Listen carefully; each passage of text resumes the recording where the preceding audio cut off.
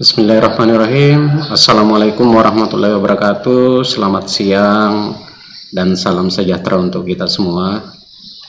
Baiklah, pada kesempatan ini kita akan belajar yaitu tentang keamanan hardware dan software pada jaringan komputer.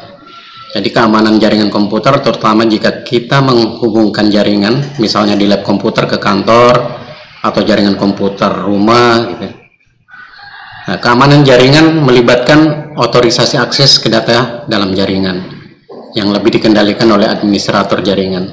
Pengguna memilih atau mempunyai ID dan password atau informasi autentikasi. Keamanan jaringan mencakup berbagai jaringan komputer baik negeri maupun swasta yang digunakan dalam pekerjaan sehari-hari, melakukan transaksi dan komunikasi di kalangan bisnis, instansi pemerintah atau individu. Jika diamati mengenai keamanan, maka keamanan jaringan komputer dapat ditinjau dari segi bentuknya itu seperti berikut ya. Yang pertama yaitu keamanan hardware. Jadi keamanan hardware berkaitan dengan perangkat keras yang digunakan dalam jaringan komputer. Ini sering sekali dilupakan, padahal merupakan hal utama untuk menjaga jaringan agar tetap stabil. Dalam keamanan hardware, server dan tempat penyimpanan data harus menjadi perhatian utama. Akses secara fisik terhadap server dan data-data penting harus dibatasi semaksimal mungkin. Jadi kalau bisa ditempatkan di ruangan khusus gitu, ruang servernya.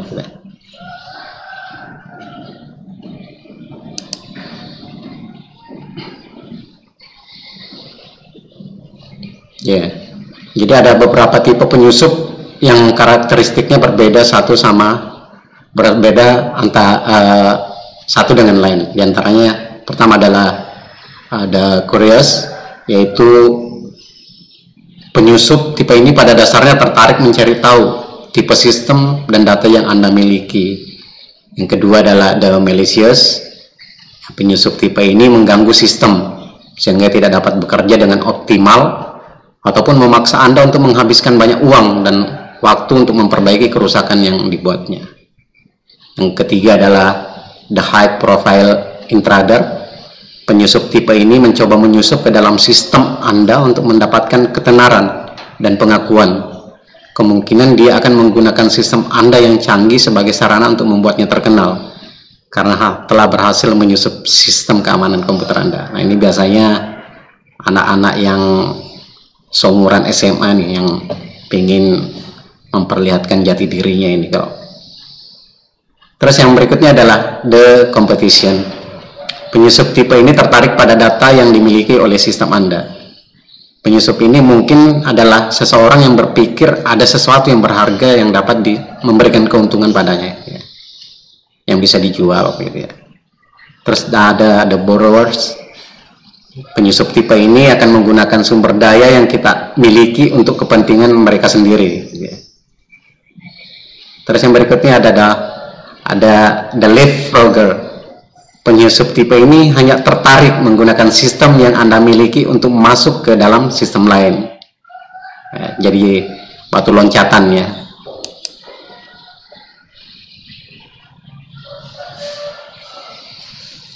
Keamanan hardware menjadi penting karena kerusakan pada hardware dapat menyebabkan kerusakan pada data dan software.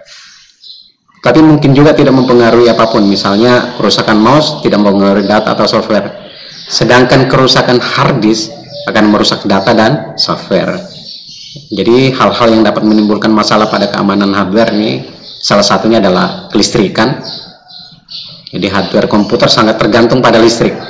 Oleh karena itu, jika listriknya tidak stabil akan mempengaruhi kinerja dan ketahanan hardware itu. Contoh, jika komputer yang kita pergunakan di rumah, terus di rumah sering mati listrik, maka tidak akan berumur panjang hard disknya. Ya. Terus yang berikutnya adalah kesalahan prosedur. Penggunaan atau penempatan yang tidak sesuai aturan akan menyebabkan memperpendek masa pakai hardware. Menyalakan komputer di ruang yang panas atau memaksakan komputer menyala terus-menerus dapat menimbulkan kerusakan. Jadi harus tetap mematuhi SOP gitu ya. Terus yang ketiga adalah bencana alam atau kerusuhan. Nah, faktor ini adalah yang paling sulit dihindarkan karena di luar kemampuan kita. Banjir, gempa atau kerusuhan bila mencapai komputer maka kerusakan parah sangat mungkin terjadi.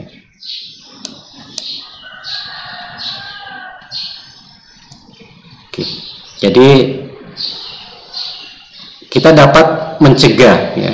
Jadi caranya yang berkaitan dengan listrik, kita bisa memasang stafol atau UPS ya. Jadi dengan adanya stafol berfungsi untuk menstabilkan arus listrik, atau UPS yang berfungsi untuk menyediakan daya listrik. Jadi kalau mati kita masih sempat men-shutdown komputer ya. Jadi kalau tanpa UPS, begitu listriknya mati maka komputernya juga akan langsung mati. Oke. Sementara di stafol tadi itu menstabilkan ya. Kalau tegangan dari PLN naik turun, nah ini juga lumayan mengancam umur dari hardware yang kita miliki. Tapi dengan adanya stafol itu dapat menstabilkannya. Terus yang kedua adalah menggunakannya sesuai prosedur. Jadi kita membuat SOP-nya ya. Jadi panduan penggunaan kalau bisa diikuti ya. Jadi penempatan komputer yang benar, menyalakan dan mematikan ya. Jadi ada prosedurnya.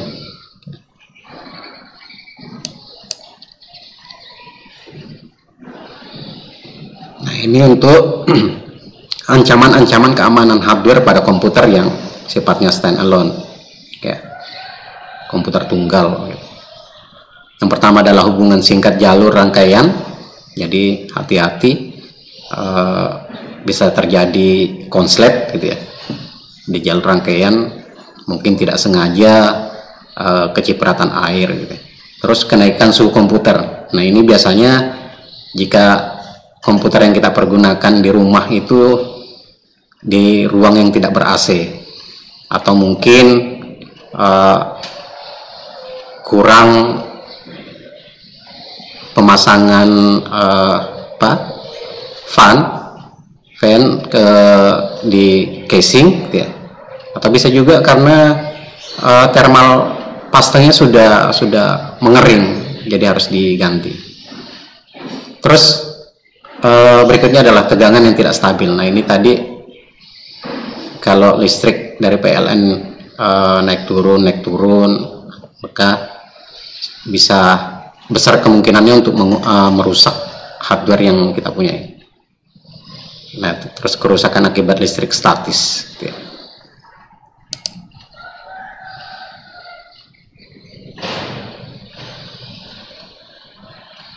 Keamanan software. Jadi selain hardware, kita juga harus memperhatikan keamanan software yang kita pergunakan. Ya. Jadi sesuai dengan namanya, maka yang harus diamankan adalah perangkat lunak. Nah, perangkat lunak yang kita maksud di sini bisa berupa sistem operasi, sistem aplikasi, data dan informasi yang tersimpan dalam komputer jaringan, terutama pada server. Ya.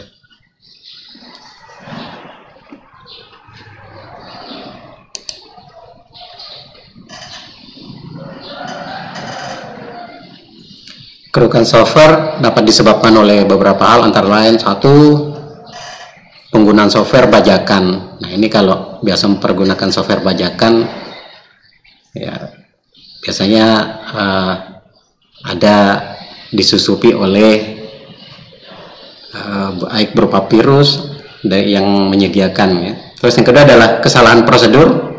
Jadi pemasangan atau install software yang tidak benar dapat menyebabkan crash ya. Terus yang ketiga adalah virus ya. Jadi tadi virus selain dapat merusak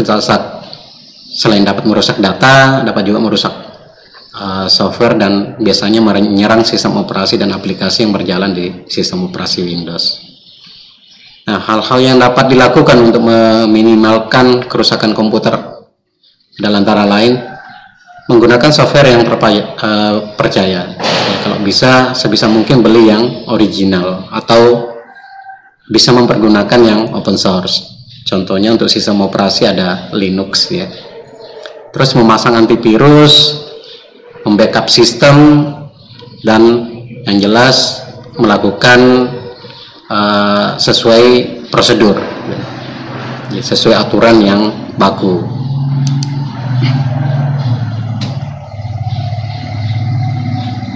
Nah, ini sistem keamanan jaringan komputer. Jadi pada bagian ini akan dijelaskan mengenai sistem keamanan pada jaringan komputer secara umum. Keamanan jaringan adalah suatu cara atau sistem yang digunakan untuk memberikan proteksi atau perlindungan pada suatu jaringan agar terhindar dari berbagai ancaman luar yang mampu merusak jaringan.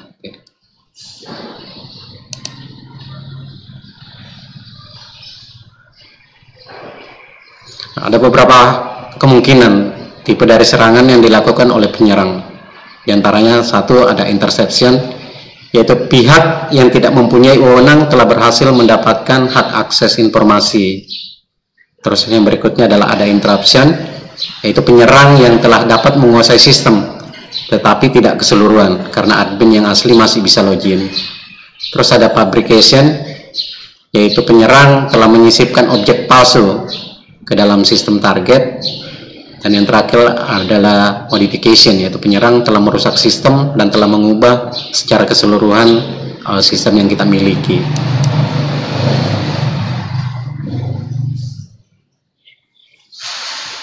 Metode keamanan jaringan.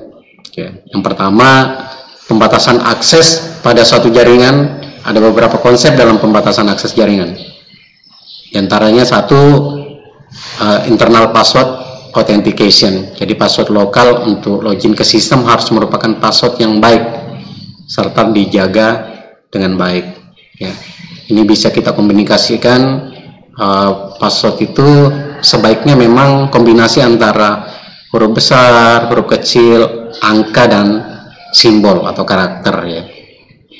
Terus yang berikutnya adalah server based password authentication. Jadi termasuk metode ini misalnya sistem Kerberos server, ya, TCP, di mana setiap service yang disediakan oleh server tertentu dengan suatu daftar host dan user yang boleh dan tidak boleh menggunakan service tersebut.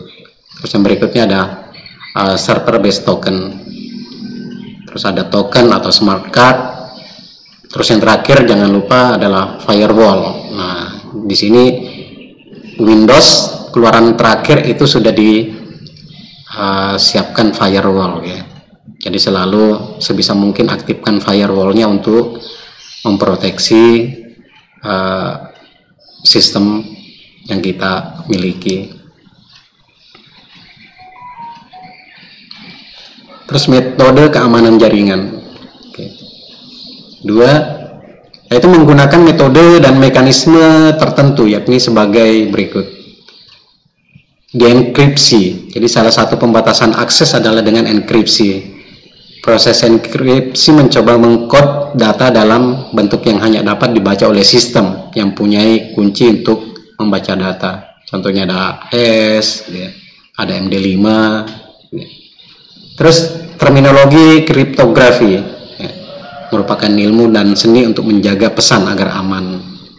Terus ada terminologi enkripsi deskripsi, digital signature, ya. Terus algoritma checksum. Nah, ini contohnya adalah hash.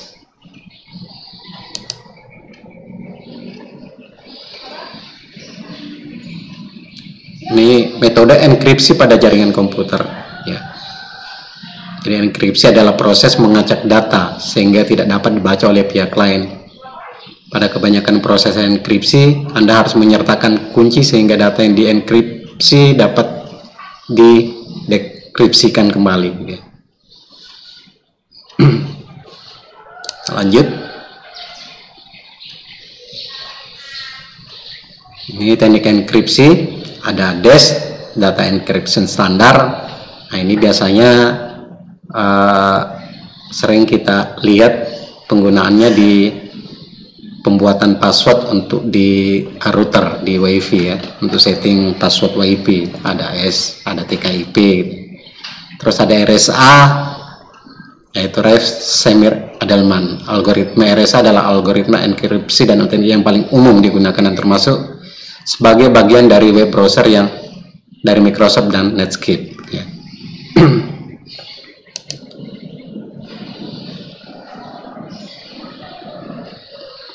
klasifikasi serangan ke jaringan komputer. Jadi menurut David Icahn, dilihat dari lubang keamanan yang ada pada suatu sistem, keamanan dapat diklasifikasikan menjadi 4 macam. Yang pertama adalah keamanan fisik atau physical security.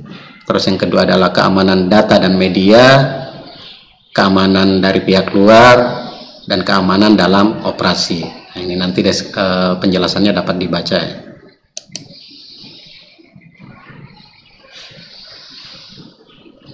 Beberapa alasan keamanan jaringan yang sangat penting.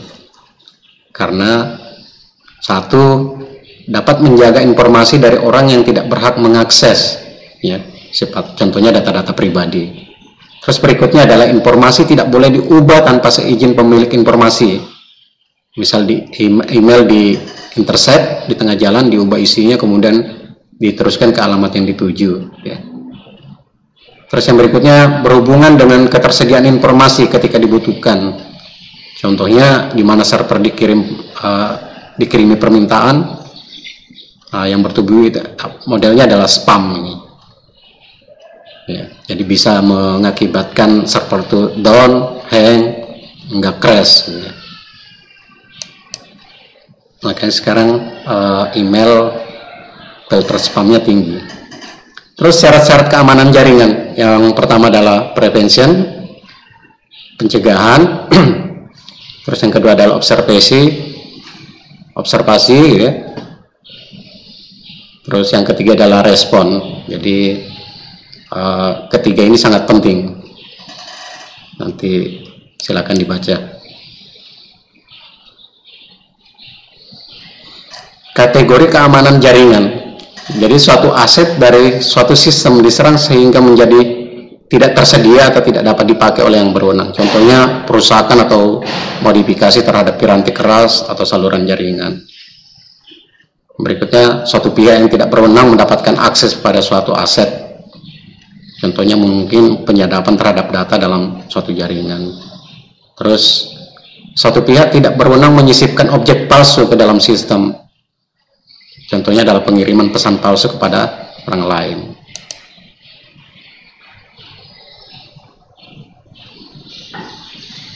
Ini aspek pada keamanan jaringan, ada confidentiality, ada integrity, availability, ya, non-repudiation, authentication, access control, dan accountability.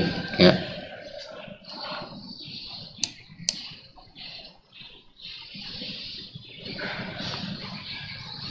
Manfaat keamanan jaringan. Jadi di bawah ini merupakan beberapa manfaat jaringan. Yang pertama adalah resource sharing. Jadi dapat menggunakan sumber daya yang secara bersama-sama. Contohnya seorang pengguna yang di 100 km jauhnya dari suatu data tidak mendapatkan kesulitan dalam menggunakan data tersebut, dan seolah-olah data tersebut berada di dekatnya.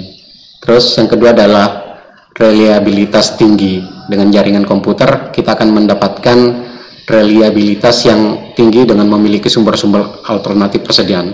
Contohnya semua file dapat disimpan atau di copy kedua, ketiga, atau lebih komputer yang terkoneksi ke jaringan, sehingga bila satu mesin rusak maka salinan di mesin lain bisa digunakan.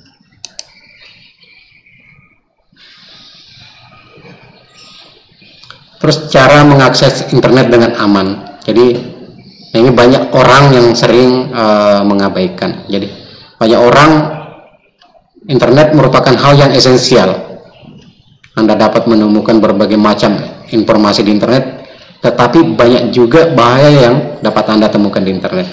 Ketika Anda bertransaksi di bank, berbelanja, dan berinteraksi melalui internet, ada kemungkinan data diri Anda akan terekspos. Atau untuk tetap aman ya, kita ketika mengakses internet harus berhati-hati.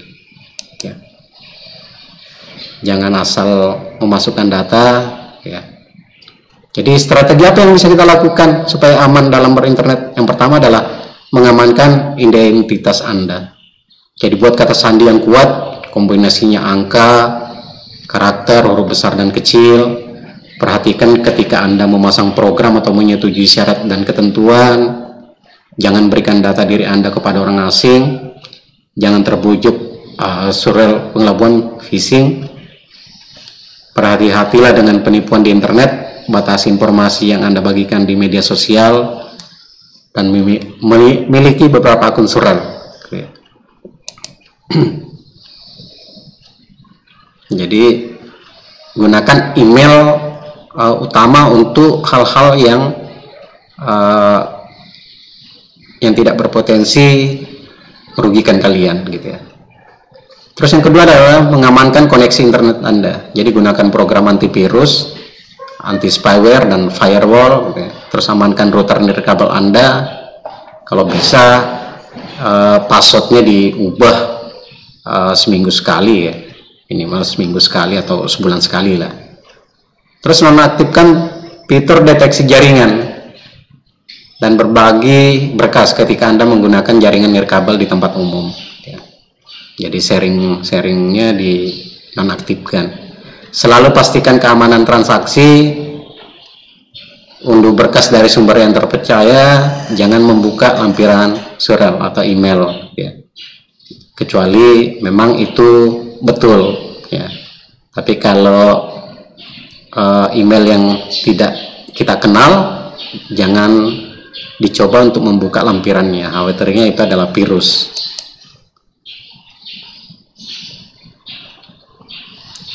Oke, setting jaringan komputer. Jaringan komputer adalah sistem yang terdiri atas dua komputer atau lebih ya, yang terhubung satu sama lain.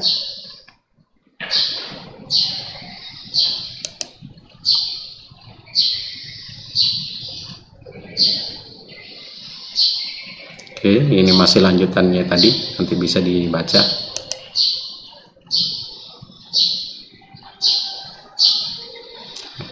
Untuk cara setting jaringan komputer cepat dan mudah mengatur jaringan, ada beberapa perangkat tambahan yang dibutuhkan seperti adapter, router, dan switch.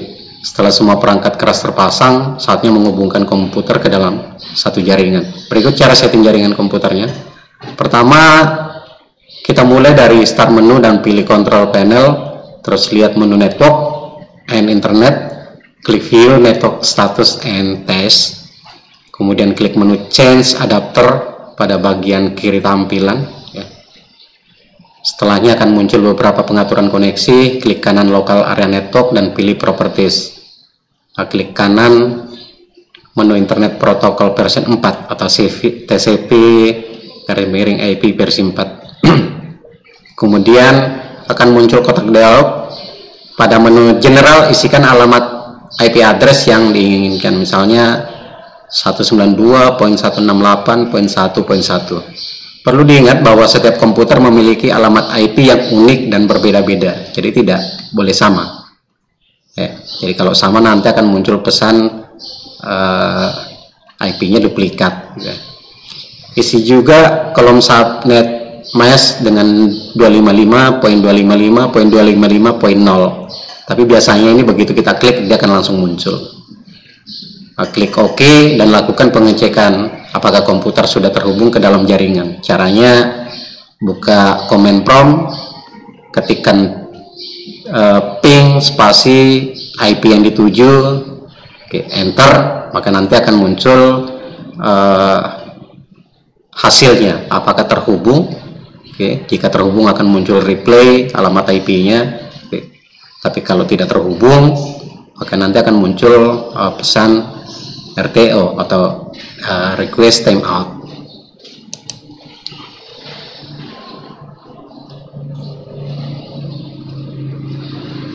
Oke, ini double ya. Sudah selesai ya. Berikut langkah-langkahnya. Jadi setelah menghidupkan komputer, pertama klik start menu. Nah, ini bersama ini. Ini ada tambahan default gateway. Oke, pembelajaran 2 sampai di sini. Ya. Jadi bisa dibaca-baca lagi nanti materi-materi yang ada dalam sini. Kita ke latihan. Jadi nanti silahkan setiap siswa untuk menjawab 3 pertanyaan ini nanti dikirim ke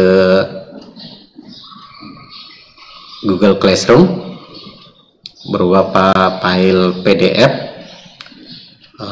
Sebisa mungkin ditulis tangan. Ya, jadi walaupun kita belajar tentang informatika, tentang komputer, tapi di sini kalian diminta untuk memberikan jawaban dalam bentuk tulisan tangan. Ya. Ini untuk menghindari kerjasama di antara kalian. Ya. Karena beberapa tugas yang sebelumnya itu banyak yang cuma main copy paste, ya. Bahkan ada yang tidak mengubah sama sekali. Ya.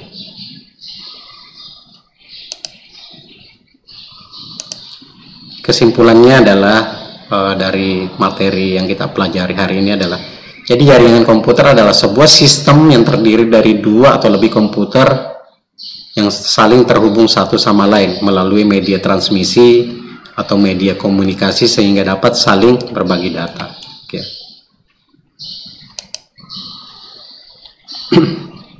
Sekian pembelajaran kali ini, semoga ada manfaatnya.